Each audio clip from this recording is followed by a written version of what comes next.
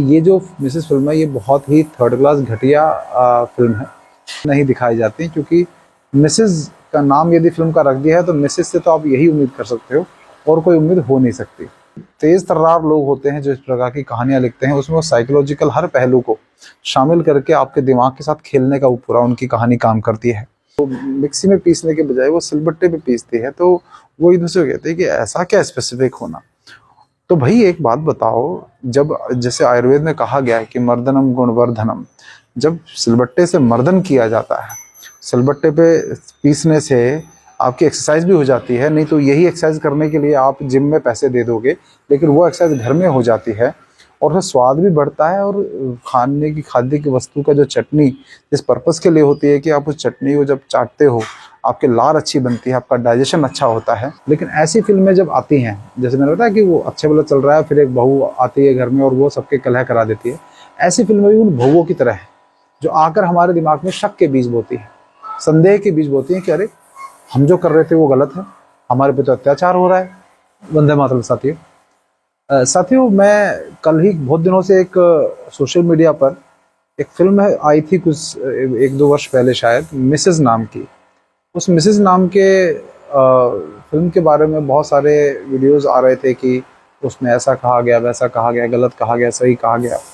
तो मैं क्योंकि इस विषय पे स्त्री धर्म पद्धति के ऊपर अध्ययन कर रहा हूँ, तो मुझे लगा कि देखना चाहिए कि क्या इसमें वास्तविकता दिखाई गई है, क्या इसमें नकारात्मक या कुछ सकारात्मक है दिखाया गया है।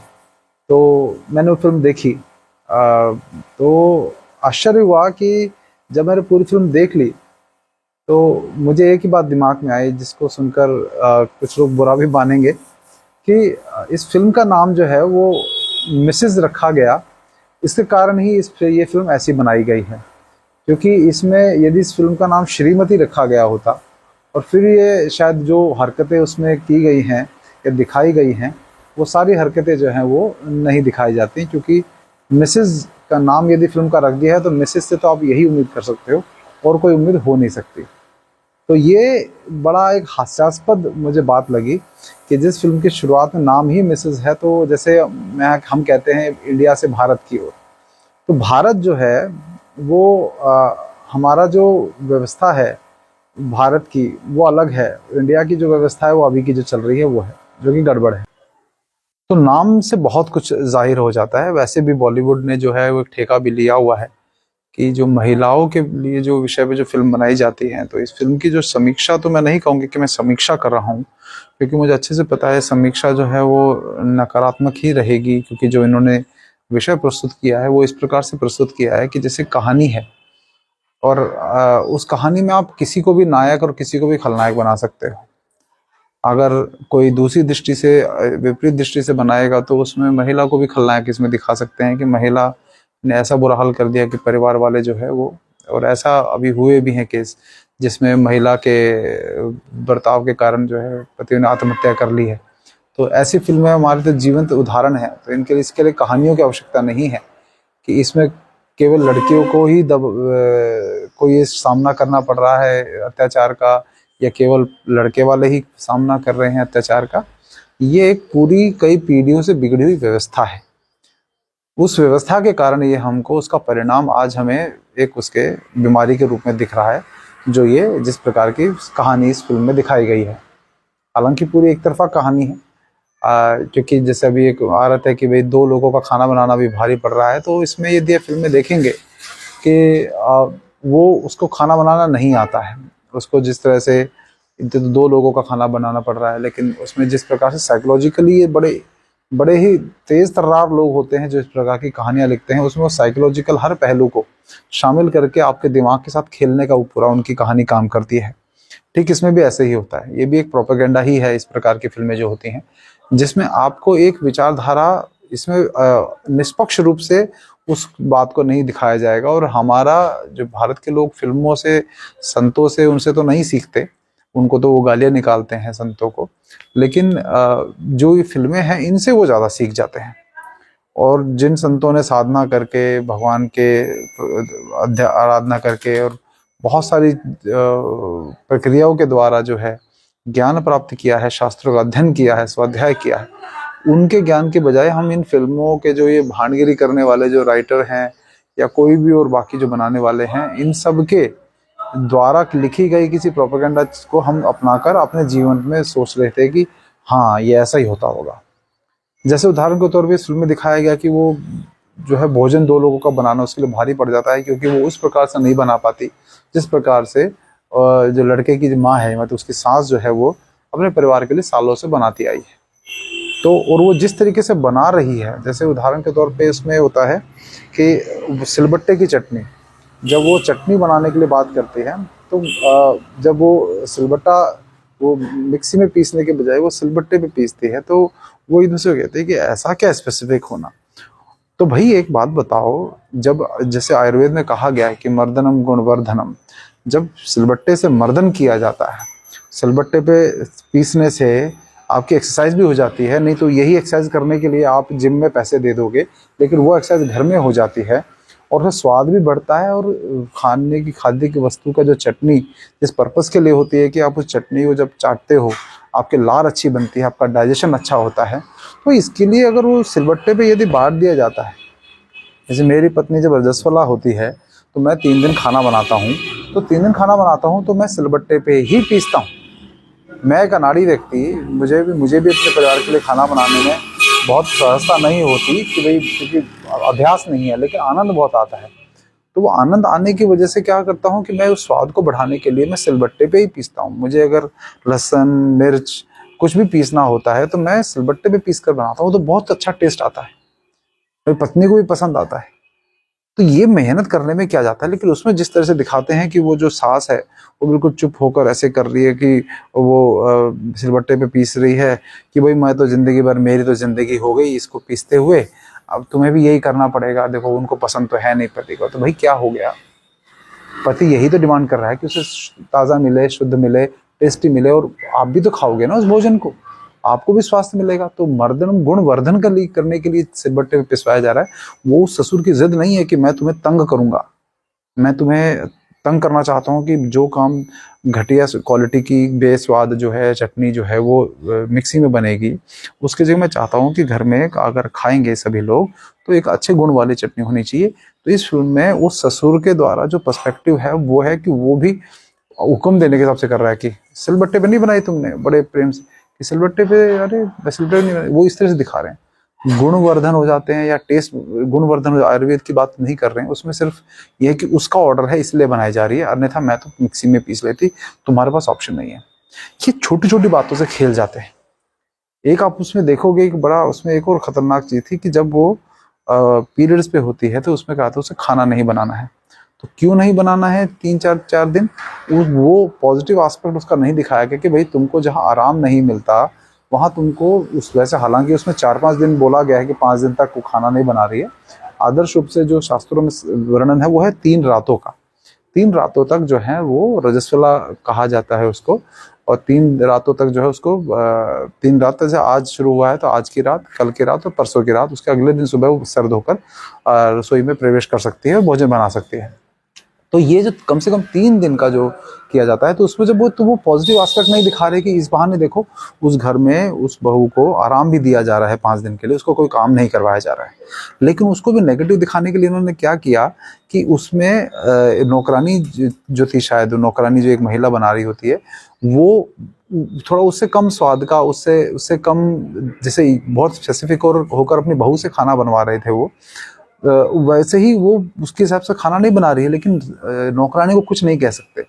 तो वो देखो दिमाग में क्या खेल रहे हैं कि बंदे का देखो कि नौकरानी को तो कुछ कहने की हिम्मत नहीं है, लेकिन बहू को जो है वो नौकरानी से भी बदतर समझा हुआ है कि देखो बहू के लिए तो बहू ये नहीं करा, बहू ये खाना ऐसे नहीं बनाया, बहू तुमने ऐसे नहीं बनाया, ये दिमाग से खेल जाते हैं।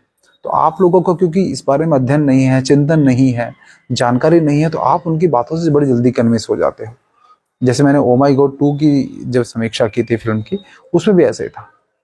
तो आप जैसे एक गेम बना देते हो, जिस गेम को इस तरह का डिजाइन करते हो कि कोई जीत ही ना पाए, ठीक वैसे ही है कि कहानी आपने बना दी जिसमें आपको पता है कि उनको हमने नेगेटिव लाइट में प्रस्तुत करना है, तो आप कर दोगे ना। हम भी आगे धीरे धीरे कुछ स्टोरी लिखकर अगर ऐसे बनाने लगे और बताने लगे, तो हम इसका पूरा एक बिल्कुल सकारात्मक पहलू पेश करने की कोशिश करेंगे कि देखो कितना बढ़िया घर है, पति जो है ना तो उसको डांटता है, ना उसको कुछ बुरा भला कहता है, ना शराब पी के आता है, ना कोई व्यसन करता है, जो है वो ना व्यसन करके उसको गाली गलौज करता है, सम्मान भी करता है।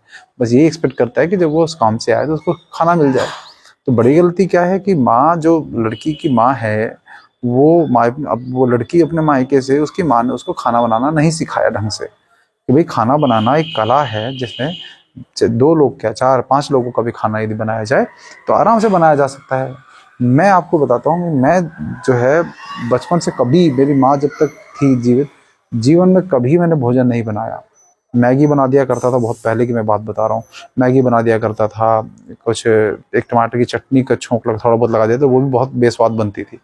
लेकिन लेकिन भोजन, अब जब मुझे समझ में आई ये बात है कि भाई मासिक धर्म के समय रसोई में नहीं जाना है, गुरु की भी आज्ञा है और शास्त्रों में भी ये लिखा हुआ है, तो मैंने कहा चलो खाना, इस बहाने मुझे भी खाना बनाना आएगा। तो मैंने खाना बनाने का पूरा बेसिक सीख अपने आप ही देख देख के सीखा। और मैं जब देखा कि जब मन से आप खाना बनाते हो बहुत अच्छा बनता है, तो मैं 4-5 लोगों का भी खाना बनाता हूँ। कोई घर पे आया होता है तब भी मैं प्रयास करता हूँ कि बना दूँ, और बहुत अच्छा तो बना भी देता हूँ। अभी मुझे इतना तो मैं थोड़ा सा मुझे गर्व हो गया है कि मैं बनाता हूँ। लेकिन वो उसमें मुझे बोझ नहीं लगता कि बहुत कोई कठिन विषय है ये। आप प्रेम से बनाओ, आपके मन में भोजन अच्छा खिलाने का मन है तो आप कर पाओगे। लेकिन उसमें जिस तरीके की बॉडी लैंग्वेज उन एक्टर्स की दिखाते हैं सबकी, इवन चाहे ससुर हो चाहे पति हो, वो सब पति और ससुर और उनको नेगेटिव लाइट में प्रस्तुत करने के हिसाब से, और इसको दमन जिसका हो रहा है बहू का, उसको बिल्कुल बिल्कुल बिचारी के रूप में प्रस्तुत करने की कोशिश की जा रही है कि उसके भी अपने कोई सपने हैं, वो सपनों को छिन्न भिन्न हुआ जा रहा है। क्योंकि इसमें हम लोग तो ये कहते हैं कि आपको सपने अपने जो हैं उसके, आपका जो मायके है या आपके सपनों से ज़्यादा महत्वपूर्ण आपके लिए आपके पति की सेवा है, आपका परिवार है, जिस परिवार में आप आए हो। कमाने से लेकर जॉब से अधिक ज़्यादा ज़रूरी है, क्योंकि आप स्वयं को आत्मनिर्भर बनाने के चक्कर में आप परिवार को अपने ऊपर निर्भर बनाओ तो वो ज़्यादा बड़ी बात है।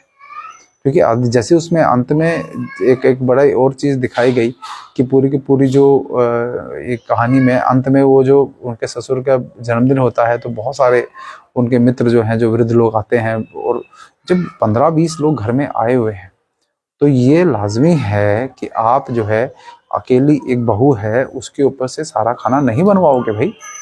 आप कोई हलवाई, कोई खाना बनाने वाली, कोई ना कोई तो आप कर लोगे, इतनी तो आपके पास व्यवस्था है।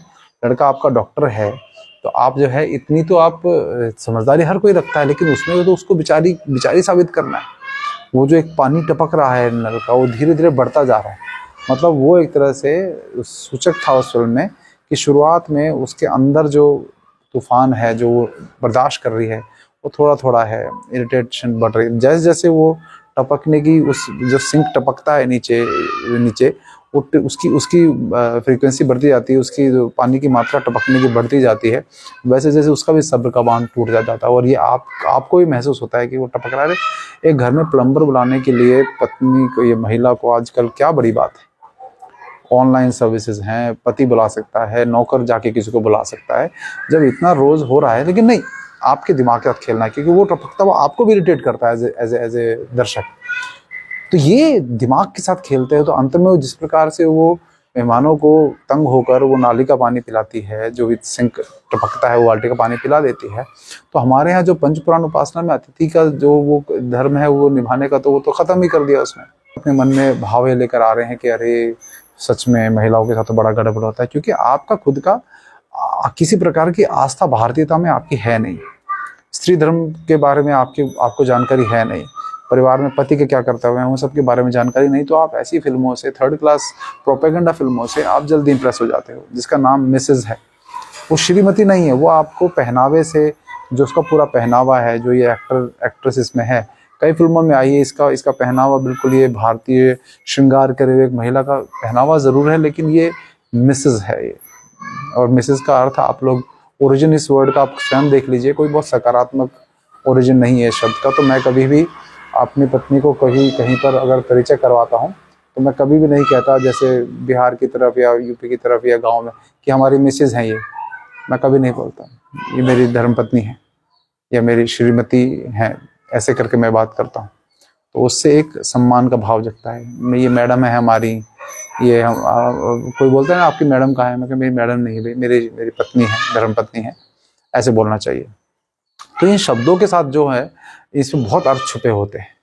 इसलिए अपने बच्चों को, मेरा बेटा जो है उसको पहले पापा बोलता था, क्योंकि हमने अपने पिताजी को पापा बोला हमेशा, तो बच्चे भी पापा बोलते हैं। लेकिन धीरे धीरे हमारे गुरुजी की आज्ञा से बच्चे पहले पिताजी बोलना सीखे, मेरा बेटा पिताश्री बोलता है।